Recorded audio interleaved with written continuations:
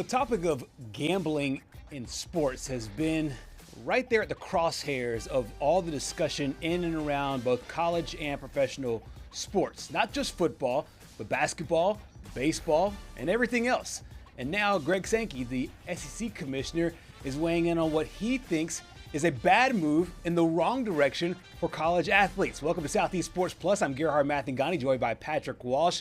And Patrick, the word out today is that Greg Sankey, while all these other leagues are kind of basically stripping away a lot of their restrictions for gambling, he wants the NCAA to go back to its original stance on gambling, not allowing college athletes or people with the support staff or everybody else to be able to gamble on professional sports.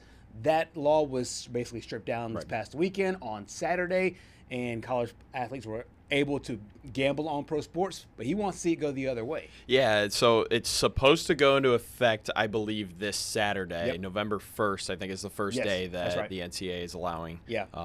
athletes and staff members to be able to bet on pro sports. But I'm really interested in what your opinion on this is, because in my opinion, I didn't really feel great about this. I mean, it's fun to just, throw the occasional bet down. But Sure.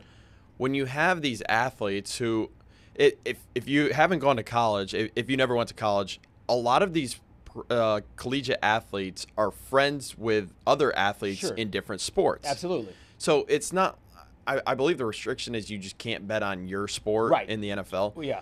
I mean, we've got football players and baseball players hanging out all the time. I mean, we just saw this weekend College Game Day. Yes. The Vanderbilt baseball players, Right. they were hanging out at College Game Day. Yep. So it's not like these guys just talk with each other, teammates, for example. Right. Like, teammates, oh, I was with you this year. You want to tell me if you're playing Right. this year? I mean, like, I don't know.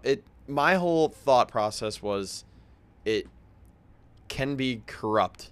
Yes. Because of the fact that these athletes are friends with athletes in other sports. No question. I'm right there with you. I think where the slippery slope comes in, it really comes in a couple of different ways. And as you mentioned it, because let's just not sugarcoat it, these players, a lot of the college players, will end up having some inside information Yes. on the professionals. Because, like you mentioned, especially at the Power 4 level, a lot of the guys that were, let's say you're recruited as a high school player to play at a college. Mm-hmm. Well, 2 years later, 2 years down the road, the person that was hosting you is one of your best friends. He's now off to the NBA or the MLB or the NFL. And now he has inside information about what is available, Right. That's maybe not available to the public. So on its surface, allowing a kid that plays baseball at one university to be able to bet a football game at the NFL, on its surface, it's very innocent. Yes. It's very innocent. But when you dig deeper about the potential potholes, the potential slip-ups that you can have, that's when it gets really murky. Right. And this is where I think you and I are aligned on this. The main thing about gambling that I think a lot of people have a lot of issue with is that it can be an addictive behavior. It can be something Yes. that leads to an addiction.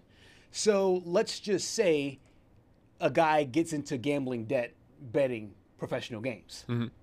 Does that now slip into what happens in college where there's a point shaving situation or whatever? You know what I mean? So I think that there is a situation where it can get really sticky with a lot of college athletes betting on professional games. On its surface, like I said, I really like it. I really like the fact they're able to do it. But I get why Greg Sankey and a lot of other people are saying, hey, NCAA, let's press the brakes on this, because this could lead to things that we do not want. We could have basically a lot of, in my opinion, you could have a lot of collateral damage as it relates to this, things that you really can't see just on the surface of allowing somebody to open up their phone and bet Bengals Broncos. Yeah, exactly. And this just came out today that SEC Commissioner Greg Sankey met with the SEC presidents and chancellors about this whole ordeal. They held a meeting on October 13th. And what came out from that meeting was that all of the presidents and chancellors were clear and united about wanting to reverse this ruling from last week.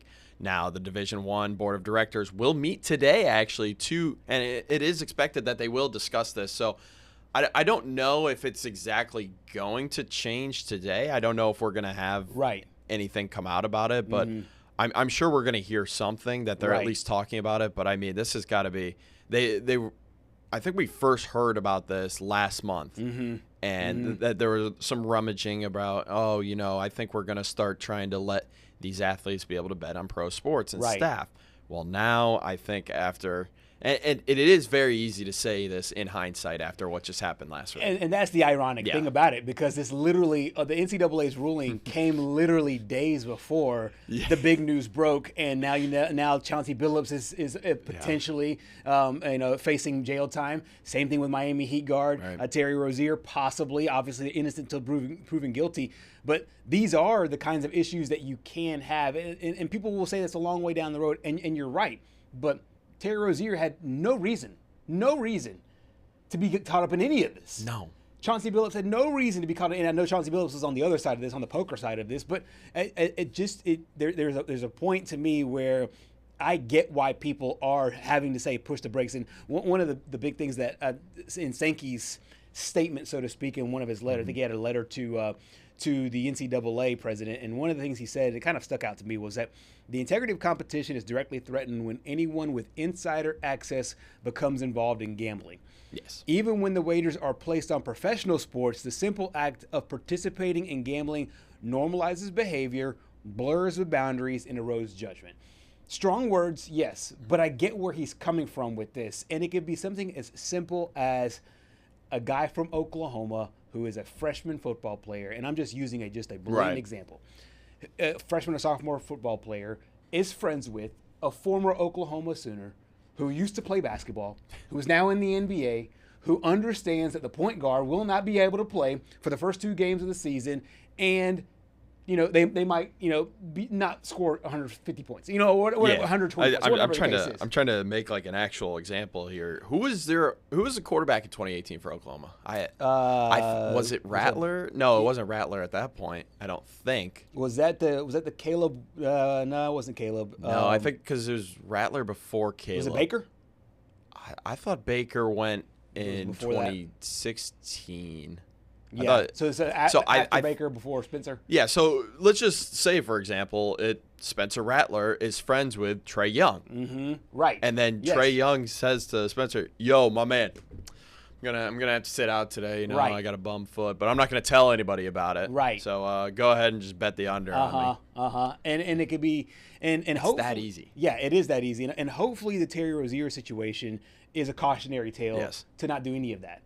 But we have seen these slip-ups happen again and again and again. And I know one of the big things and one of the talking points last week was about prop bets. And you and I have had this conversation on this show about the prop bets overall.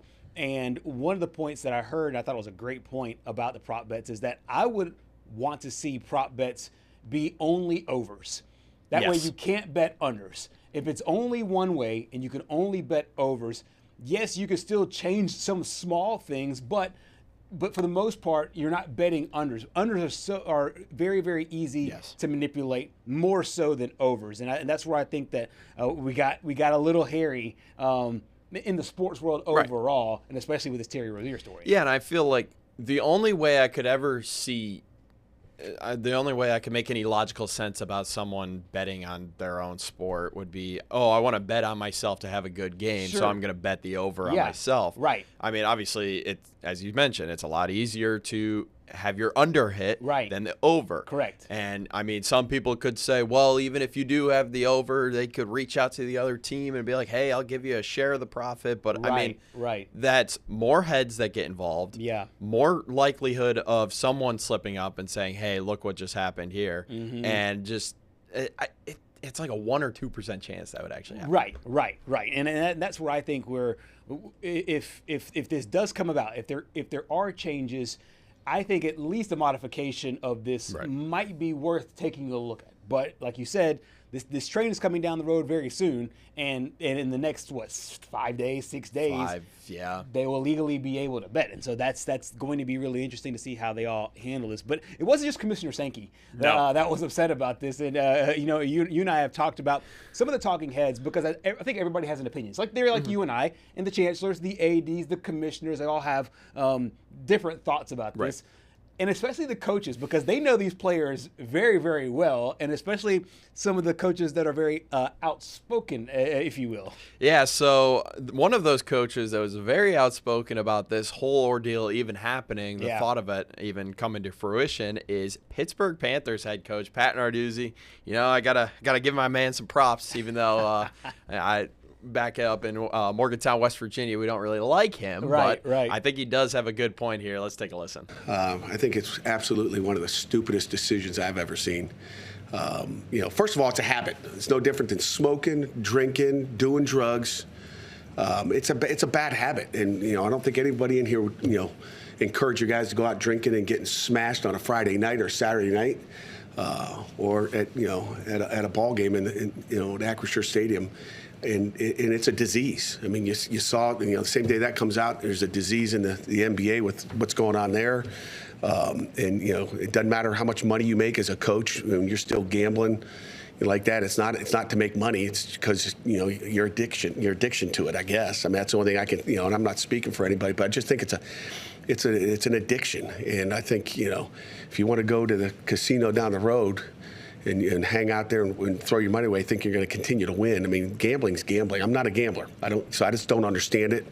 I'm not addicted to anything. I just don't think it's a great thing to teach our young people how to do. It's a thing on your phone, and you can pick it up and you can get on an app, and it's like, what are we doing?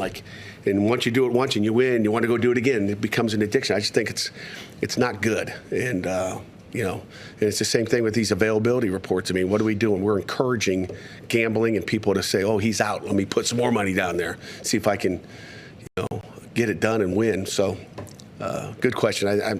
It's a bad deal. And it all comes down to they probably don't want to have to take care of all the business that goes with trying to monitor it. But push the wrong button on your phone, see what happens. Go, oh, I thought that I did it, but I thought it was an NFL game. I pushed the wrong button and just put a bet on a college football game. I just think it's not good, and I'm not going to change my tune. Tomorrow I'll talk about, because I haven't had a chance to really address our team. I'll talk about it in team meeting. One of the first things I'll talk about is I guess November 1st they can do that, but stay away. Nothing changes in our room. You guys shouldn't be doing any of that. Save your money, put it in the bank. Not short of words there is Narduzzi. And he actually brought up a really interesting point. I didn't really think about that, where he says, sometimes it can be a slip of the finger. Yeah. And next thing you know, you're betting something that you not are supposed to bet. Because, I mean, there's some betting sites, they'll have, if you look at it from the weekend perspective, they'll have popular bets. Right. And so let's just say, all you see on there is, Cincinnati. You want to bet Cincinnati. You think you're betting the Cincinnati Bengals. Exactly. You're not. You're betting the Cincinnati Bearcats. And next thing you know, you could be in some trouble. Now, I mean, obviously, some of these things could be a little far-fetched, but I get his point overall. I think some people who use the addictions thing, it's some of it is mountain out of molehill. Some of it I understand. Mm-hmm. I think most people don't have a compulsory need to gamble. I think most of it is it's you're doing that for fun to create more stakes for watching the games. But I do find it entertaining to see where people stand on this, and especially from his position as a coach. Yeah, I mean, to your point, I mean, we don't really see this anymore because the Big East is gone for football, but Pitt versus Cincinnati. Sure. I mean, you could easily get tripped up because obviously the Steelers and the Bengals play each other a ton. Exactly. So, I mean, it really is that dangerous. And some of these guys, aren't really well-versed. I mean, you probably got some guys coming all the way across the country trying to learn a brand new conference, brand new area, and they don't really know better than, some of the people who are in the area that are probably like, well, it's not really that hard to mess up. But I mean, still, you've got these guys that are trying to learn a new thing. I do think you bring up a good point, because I don't think these athletes are necessarily vulnerable to getting addicted to gambling. I mean, you have so many resources in place to help these guys, so I don't see that really being a problem. Right, I don't either. And but it will be interesting as this whole thing moves forward, because there are a lot of potential pitfalls here, and I think that what Greg Sankey, Pat Narduzzi, and a lot of other people are doing, they're firing off a couple warning shots that, hey, if we do have problems with this down the road, there's a paper trail of us saying that we were not in favor of this in the first place. Right. And maybe even if it's just saying, hey, we know we cannot put the toothpaste back in the tube, so to speak. We want to be on the quote-unquote right side of history saying that we were against this from Jump Street. We'll see how it all shakes out, though.